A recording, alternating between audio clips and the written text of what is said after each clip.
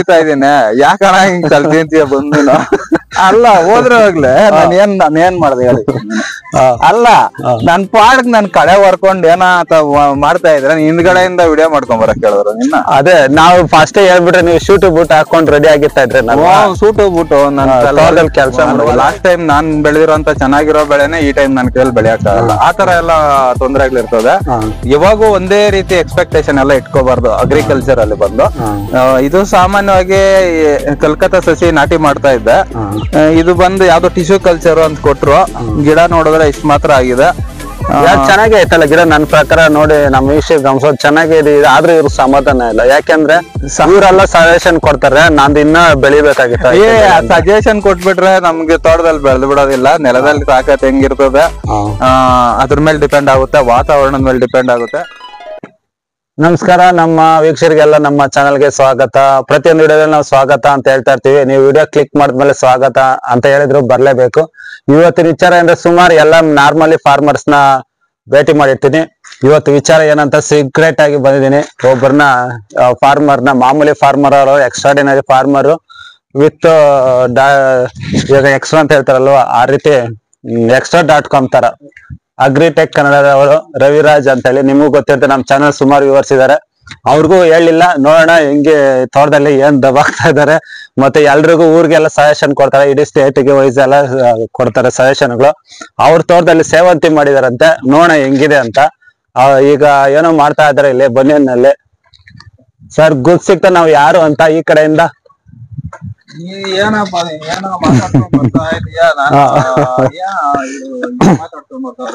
ನಾವು ವೀಕ್ಷಕರಿಗೆ ಆ ಕಡೆ ಕ್ಯಾಮ್ರಾ ಅನ್ಕೊಂಡಿದ್ದೆ ಇಲ್ಲಿ ಬಂದು ನನ್ನ ವಿಡಿಯೋ ಈಗ ನಮ್ಮ ವೀಕ್ಷಕರಿಗೆ ಅದು ಏನ್ ದಬ್ಬಾಗ್ತಾ ಇದೆ ಅಂತ ನೇರವಾಗಿ ತೋರ್ಸೋಣ ಅಂತ ಏನ್ ದೊಬ್ತಾ ಇದೀನಿ ಸ್ವಲ್ಪ ನೀರ್ ಬಿಡೋಣ ಅಂತ ಬಂದೆ ಕರೆಂಟ್ ಹೋಯ್ತು ಕರೆಂಟ್ ಬರೋವರೆಗೂ ಸುಮ್ನೆ ಕೂತ್ಕೊಂಡಿರೋದು ಯಾಕಂತ ನೋಡಿ ಮೇ ಬಿ ವಾಯ್ಸ್ ಗೊತ್ತಾಗಲ್ಲ ಅನ್ಕೊಂತೀನಿ ಸರ್ ಅಗ್ರಿಟೆಕ್ ಕನ್ನಡ ಅವರೇ ರವಿರಾಜ್ ಅವರೇ ಯಾಕೆಂದ್ರೆ ಮೈಕ್ ನನ್ನ ಹತ್ರ ಇದೆ ಮೈಕ್ ತಗೊಂಡ್ಬಿಡಿ ಹಂಗೆ ಮಾತಾಡ್ಕೊಂಡು ಹೋಗೋಣ ಕೋಪ ಮಾಡ್ಕೊಂಡಿಲ್ಲ ಅಂದ್ರೆ ಕೋಪ ಅಲ್ಲ ನಾವು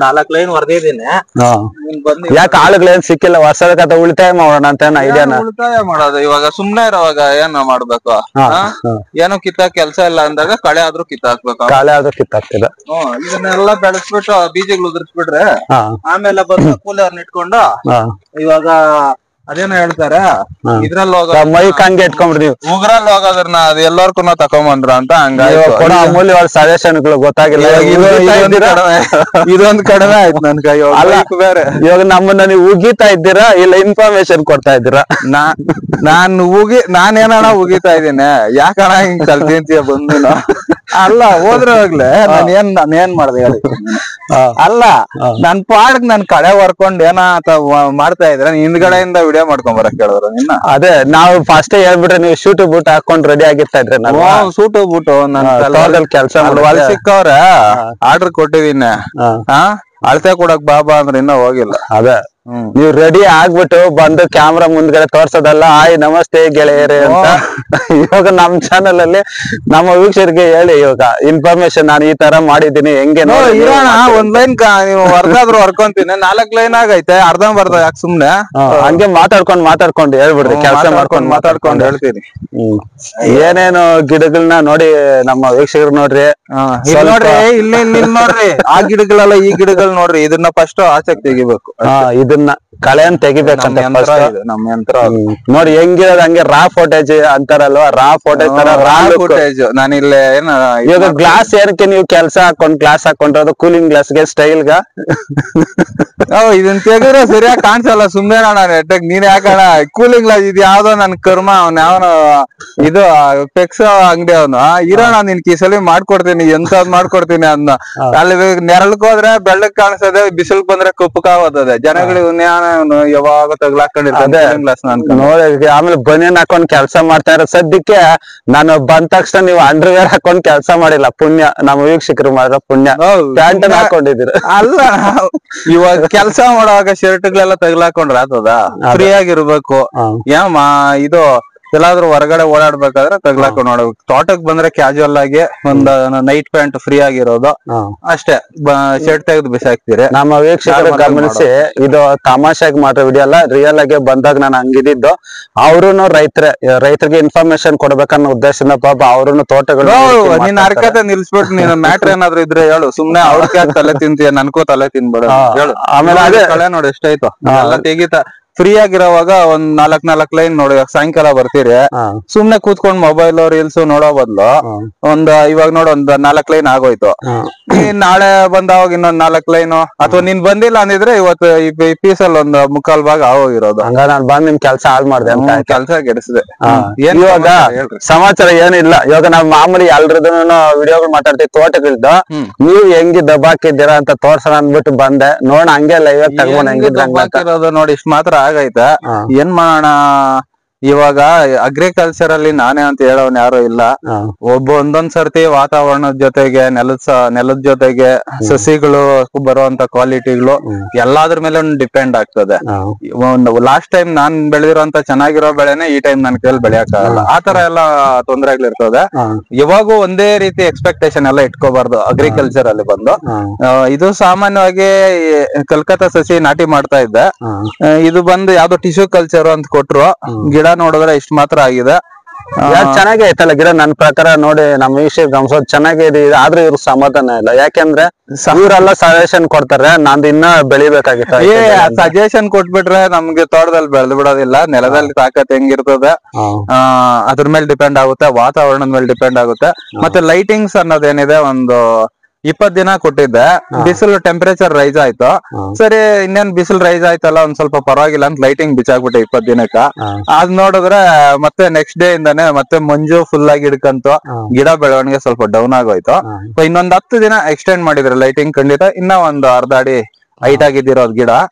ಮತ್ತೆ ಇದೇನಂದ್ರ ಈಗ ಓಡಾಡಕ್ ಆಗಲ್ಲ ಅಂತ ಹೇಳ್ಬಿಟ್ಟು ಸ್ವಲ್ಪ ಗಿಡನ ಕೂಡ್ಸಿ ಕಟ್ಟಿರ್ತೀರಲ್ವಾ, ಅದಕ್ಕೆ ಒಂದ್ ಸ್ವಲ್ಪ ನಿಮ್ಗೆ ಪುಟ್ಟದಾಗ ಕಾಣಿಸ್ತಾ ಇರ್ಬೋದು. ಹೂವ ಮಾತ್ರ ಕ್ವಾಲಿಟಿ ನಂಬರ್ 1 ಇದೆ. ಇದು ನಂಬರ್ 1 ಅಂತ ಆ ರೀತಿ ಹೇಳಲೇಬೇಡ್ರಿ. ಯಾರ ತೋಟದಲ್ಲಿ ಹೋಗಿ ನಂಬರ್ 1 ಅಂತ ಹೇಳ್ಬೇಡಿ. ಯಾಕೆ ಗೊತ್ತಾ, ನಂಬರ್ 1 ಅಂತ ಹೇಳಿದ್ರೆ ಇದಕ್ಕಿನ್ನ ಇವ್ರು ಅಪ್ಪನಂಗ್ ಬೆಳೆದಿರೋರು ಇರ್ತಾರೆ. ಸದ್ಯಕ್ಕೆ ಇವಾಗ ಲೈಟಿಂಗ್ ಹಾಕಿ ಮಾಡೋದು ನಾನ್ ನೋಡ್ರ ಪ್ರಕಾರ ಹಿಂಗೆ ಇರೋದು. ಏನೋ ಅದು ನನಗ್ ಗೊತ್ತಿಲ್ಲ. ಯಾಕಂತ ಹೇಳಿದ್ರೆ ನಾ ಯಾವತ್ತೂ ಅಷ್ಟೇ ಯಾವುದೇ ಒಂದ್ ಇದ್ರಲ್ಲಿ ನಂಬರ್ 1 ಅಂತ ಹೇಳಲೇಬಾರ್ದು. ನಮಗ್ ಮೀರ್ದವ್ರು ಇರ್ತಾರೆ, ಆದ್ರೆ ಅವರು ಎಲೆನಲ್ಲಿ ಮರೆ ಆಗಿರೋ ಕಾಯಿ ತರ ಇರ್ತಾರೆ ಅಷ್ಟೇ. ಅವರು ಒಂದ್ಸಲಿ ಆಚೆಗೆ ಬಂದ್ರ ಅಂದ್ರೆ ಅವಾಗ ಗೊತ್ತಾಗುತ್ತೆ. ಸೊ ಅದಕ್ಕೋಸ್ಕರ ನಂಬರ್ 1 ಎಲ್ಲ ಬೇಡ. ಎಲೆ ಮರ ಕಾಯಿ ಇರೋದು ತರ ಇರೋರು ನಮ್ಗೇನ ಸ್ವಲ್ಪ ವಿಷಯ ಮುಡಿಸ್ರೆ ನಾವು ಅವ್ರನ್ನ ಸ್ವಲ್ಪ ಎಲ್ರಿಗೂ ಚೆನ್ನಾಗಿರೋ ಕಾಯಿ ತರ ತೋರಿಸ್ತೀವಿ. ಅಯ್ಯೋ, ನೀನ್ ಕಾಯಿ ತರನು ತೋರಿಸ್ಬಿಡ, ಬೀಜ ತರ ತೋರಿಸ್ಬಿಡ, ಇನ್ನೇನಾದ್ರೂ ಇದ್ದ ಹೇಳ್ಸು. ಅದೇ ಇವಾಗ ಹೆಂಗೆ ನೀವು ಕೃಷಿ ಇದು ಪರವಾಗಿಲ್ವಾ, ಹೇಗೆ ನಿಮ್ಗೆ ಪರವಾಗಿಲ್ಲ ಅಂದ್ರೆ ಮೊನ್ನೆ ಒಂದು 75 ಕೆಜಿ ಅಷ್ಟು ಸಿಕ್ಕಿತ್ತು. ಸ್ಯಾಂಪಲ್ ಒಂದು 140 ರೂಪಾಯಿ ಹಂಗ ಹಾಕಿದ್ರು. ರೇಟ್ ಪ್ರಶ್ನೆ ಏನು ಬೇಡ ನಮ್ಗೆ, ಅಲ್ಲ ನೀವು ಬೆಳೆ ಮಾಡೋದನ್ನ. ಯಾಕಂದ್ರೆ ಇವಾಗ ಎಲ್ಲಾರ ಹತ್ರನ ಹೋಗಿ ನಾನ್ ಕೇಳೋವಾಗ, ಅಥವಾ ಯಾರಾದ್ರೂ ಫಾರ್ಮರ್ ನಾನ್ ಕೇಳೋವಾಗ ಅವ್ರ ಫೀಲಿಂಗ್ ಹೆಂಗಿರ್ತದೆ. ಇರೋದನ್ನ ಹೇಳೋದ್ರಲ್ಲಿ ಏನ್ ತಪ್ಪೇನಿಲ್ಲ. 140 ರೂಪಾಯಿ ಹಾಕಿದ್ರು. ಈಗ ನಾಳೆ, ಇವತ್ತೇನು ಸೋಮವಾರ ಅಲ್ಲ, ನಾಳೆ ಅಥವಾ ನಾಳಿದ್ದು ಹಾರ್ವೆಸ್ಟಿಂಗ್ ಗೆ ಹೇಳ್ಬೇಕು. ಚೆನ್ನಾಗಿದೆ ಬೆಳೆ ಈಗ ಸದ್ಯಕ್ಕೆ. ಈಗ ನೀವು ನಿಮ್ಮಂತವ್ರ ಆಶೀರ್ವಾದ, ದೇವ್ರ ಎಲ್ಲ ಸಾರಿ ಫಸ್ಟ್ ದೇವ್ರ ಆಶೀರ್ವಾದ, ಆಮೇಲೆ ನಿಮ್ಮಂತ ಜನಗಳ ಆಶೀರ್ವಾದ ಅಷ್ಟೇ. ನಮ್ಮಂತ ಜನಗಳ ಆಶೀರ್ವಾದ ಅಲ್ಲ ಸರ್.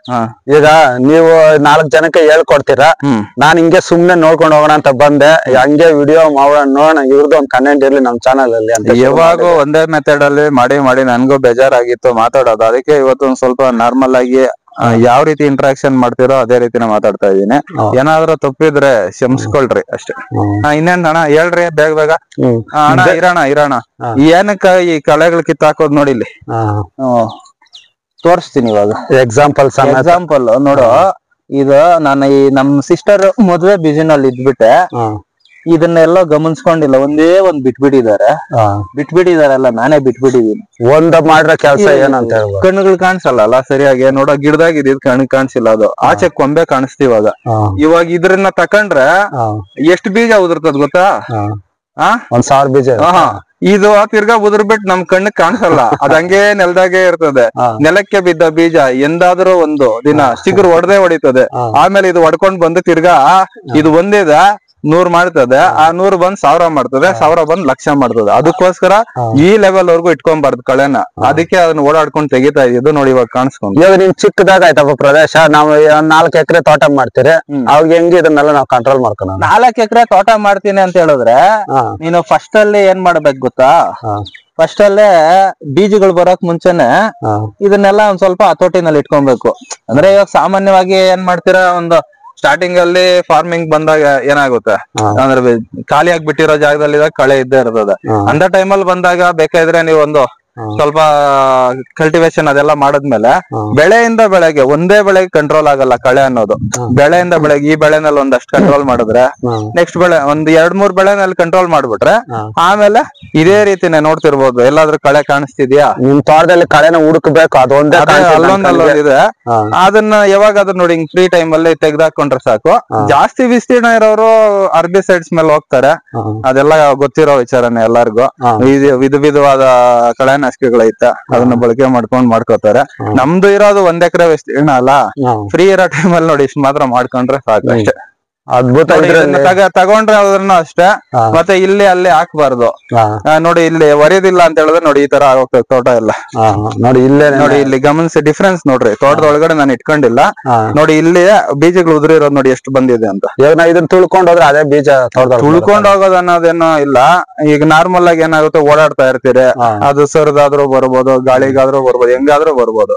ಇಂಥವನ್ನೆಲ್ಲ ರಿಮೂವ್ ಮಾಡಿದ್ಮೇಲೆ ತೋಟಗಳು ಒಳಗಡೆ ಹಾಕ್ಕೊಂಬಾರ್ದು, ಎತ್ತಿ ನೀಟಾಗಿ ಹೊರಗಡೆ ಹಾಕ್ಬಿಡ್ಬೇಕು ಬೀಜಗಳು ಉದುರೋದನ್ನೆಲ್ಲ. ಇವಾಗ ಸದ್ಯಕ್ಕೆ ಇಲ್ಲಿ ಇಕ್ತಾ ಇದೀನಿ, ನಿಮ್ ಬಂದ್ ಮಾತಾಡ್ತಾ ಇರೋದಕ್ಕಿಲ್ಲ ಅಂದ್ರೆ ಅಲ್ಲಿ ಹೋಗ್ತೀನಿ ನಾನು. ನೋಡ್ರಿ ನಮ್ ವೀಕ್ಷಕರು ಹೂಗಿಡದ ಬಗ್ಗೆ ಇನ್ನೇನು ಕೇಳ್ಬೇಕಾಗಿಲ್ಲ, ಯಾಕಂದ್ರೆ ನಮ್ ಚಾನಲ್ ಬೇಜಾನ ಇನ್ಫಾರ್ಮೇಶನ್ ಕೊಟ್ಬಿಟ್ಟಿದ್ದೀರಿ. ಅವ್ರು ಸುಮ್ನೆ ತೋಟದಲ್ಲಿ ಹೆಂಗ್ ಕೆಲಸ ಮಾಡ್ತಾರ ಅಂತ ತೋರ್ಸೋಣ ಅಂತ ಬಂದಿದ್ದು. ಸರಿ ಇನ್ನೇನು ಇದು ಕೃಷಿ ಬಗ್ಗೆ ಇನ್ನೇನು ಹೇಳ್ಬೋದಾ? ಹೆಂಗೆ ಏನ್ ಸಮಾಚಾರ ನಿಮ್ದ್ರಲ್ಲಿ? ಯಾರಾದ್ರೂ ಇಲ್ಲ ಗಿಡ ಸಾಯ್ತಾ ಇತ್ತಲ್ಲ, ಏನ್ ಕಾರಣ ಇದು? ಒಂದ್ ಗಿಡ ಹೌದು ಇದು ಗಮನಿಸ್ಬೇಕಿದೆ. ಇದು ಸೆಂಟ್ ಎಲ್ಲ ವೆರೈಟಿನಲ್ಲಿ ಗೊತ್ತಿರ್ಬೋದು. ಇವಾಗ 1-2 ವರ್ಷದಿಂದ ಸಾಮಾನ್ಯವಾಗಿ ಜಾಸ್ತಿ ತೊಂದರೆ ಬಂದಿದೆ. ಸಸಿಗಳು ಹೋಗೋದಕ್ಕೆ ರೀಸನ್ ಗೊತ್ತಾಗ್ಲಿಲ್ಲ. ಸುಮಾರು ಜನ ಸುಮಾರು ತರ ಹೇಳ್ತಾರೆ. ಕೆಲವೊಬ್ರು ಅಂದ್ರೆ ಈಗ ಸಸಿ ಬರೋದ್ರಲ್ಲೇ ಡಿಫೆಕ್ಟ್ ಆಗಿರುತ್ತೆ ಅಂತ ಕೆಲವೊಬ್ರು ಹೇಳ್ತಾರೆ. ಕೆಲವೊಬ್ರು ಏನ್ ಹೇಳ್ತಾರೆ ಅಂತ ಹೇಳಿದ್ರೆ, ಈಗ ಈ ಬೆಳೆ ಇರ್ತದಲ್ಲ ಇದನ್ನ ಗಿಡಗಳನ್ನ ಬೇರ್ ಸಮೇತ ತೆಗೆದು ಹೊರಗಡೆ ಹಾಕ್ದಿರ ರೋಟವೇಶನ್ ಮಾಡ್ತಾರೆ. ಅದ್ರ ಕಂಟೆಂಟ್ ಅದ್ರಲ್ಲೇ ಇದ್ದಾಗ ಏನಾಗುತ್ತೆ, ಮತ್ತೆ ನಾವು ರಿಪೀಟ್ ಈ ಕ್ರಾಪ್ ಮಾಡಿದಾಗ ಸಸಿ ಹೋಗುತ್ತೆ ಅಂತ ಹೇಳ್ತಾರೆ. ಈ ತರ ವಿಲ್ಟ್ ತೊಂದರೆ ಇದ್ರೆ ಹೋಗುತ್ತೆ ಅಂತ ಹೇಳ್ತಾರೆ. ಇಷ್ಟೆಲ್ಲ ಇದಿರ್ತದೆ. ಒಂದೇ ಮೆಥಡ್ ಒಂದೇ ಆಂಗಲ್ ಅಲ್ಲಿ ನಾವು ಯೋಚನೆ ಮಾಡಕ್ಕಾಗಲ್ಲ.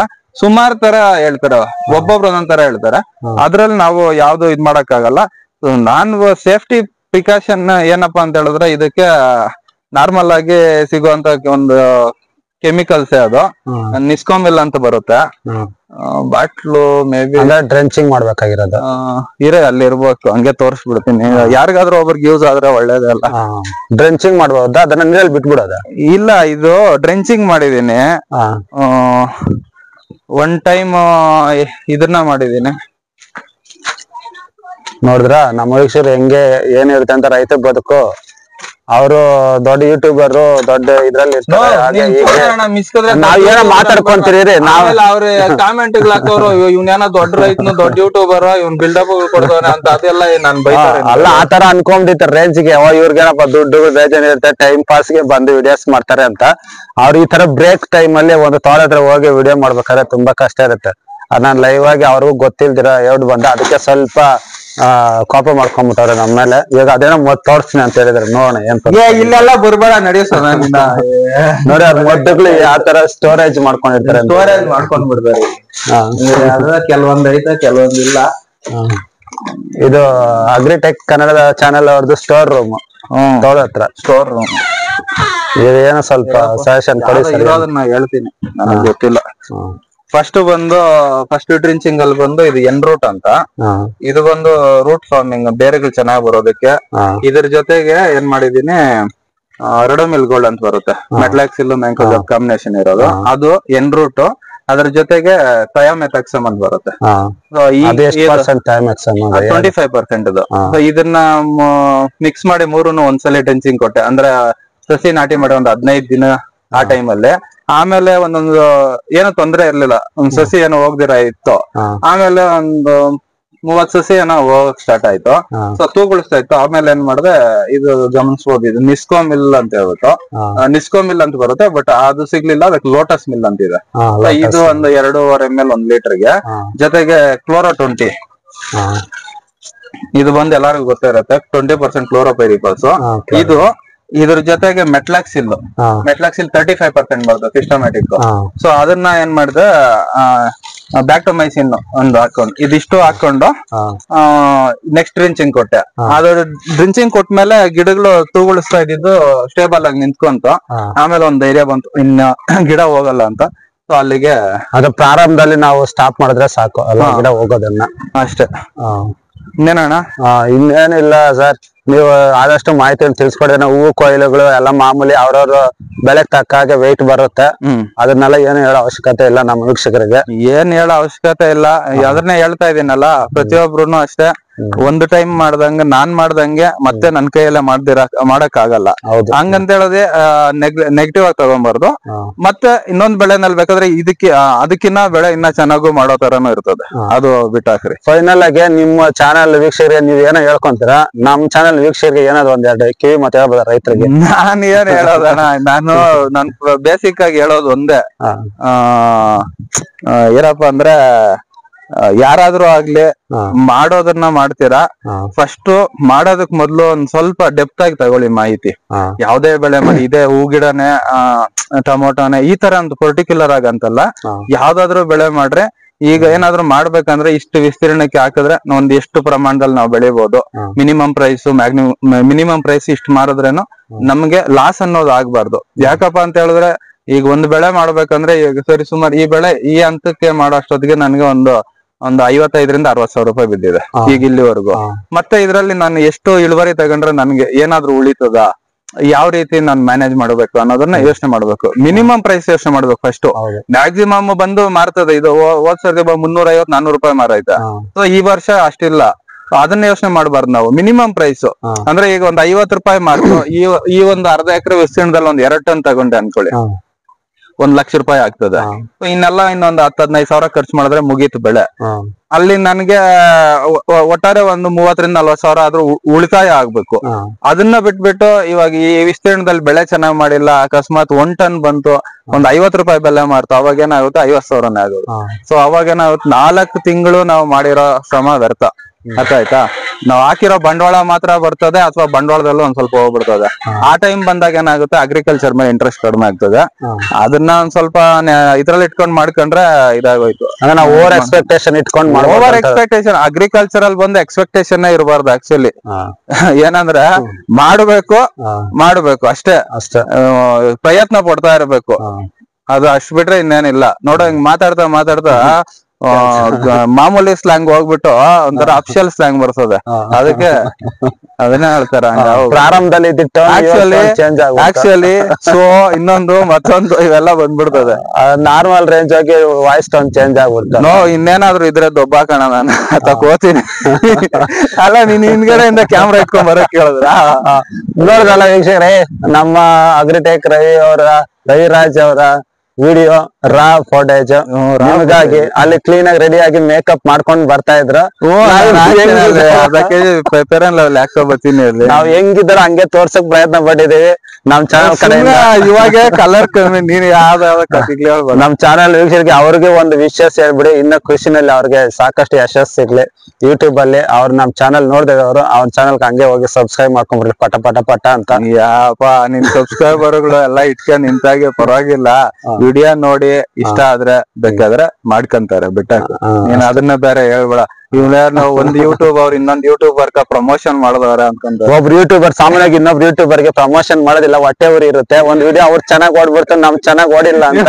ನೀವ್ ಹೊಟ್ಟೆ ಊರಿ ಅಲ್ಲ ಗುರು, ನಾನ್ ನಿಂದ್ ಮಾಡಿರ್ಲಿಲ್ಲ. ಅಲ್ಲಲ್ಲ, ಆತರ ಸಪೋರ್ಟ್ ಮಾಡಲ್ಲ ಅಂತ ಹೇಳ್ತಾರದ್ ನಾನು. ಏನೈತೆ ಸಪೋರ್ಟ್ ಮಾಡೋದಕ್ಕೆ? ನೀನ್ ಸಂಪಾದನೆ ಮಾಡಿದ್ ನೀನ್ ತಿಂತೀಯ, ನಾನ್ ಸಂಪಾದನೆ ಮಾಡಿದ್ ನಾನ್ ತಿಂತೇನೆ.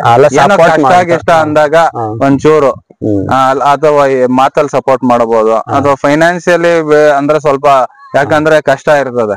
ಅರ್ಥ ಆಯ್ತಾ? ಬೇಡ, ಒಂದೇನಾದ್ರು ಇದಾದಾಗ ವೀಕ್ ಇದ್ದಾಗ ಒಂದ್ ಸ್ವಲ್ಪ ಬೂಸ್ಟ್ ಮಾಡಿದ್ರೆ ಸಾಕು, ಅದರಿಂದ ಅವ್ನ್ ಇನ್ನೊಂದ್ ಕೆಲಸ ಮಾಡಿ ಏನೋ ಸಂಪಾದನೆ ಮಾಡ್ಕೊಂತಾರೆ ಅಷ್ಟೇ. ಸರಿ ಸರ್, ಇಷ್ಟೊತ್ತಿಗೆ ಮಾಹಿತಿ ಕೊಡೋದಕ್ಕಿಂತ ನಮ್ ಜೊತೆ ನೀವು ಮಾತಾಡಿದ್ದಕ್ಕೆ ನಮ್ ಕಡೆಯಿಂದ ನಿಮ್ಗೆ ಧನ್ಯವಾದಗಳು. ನಮಸ್ಕಾರ.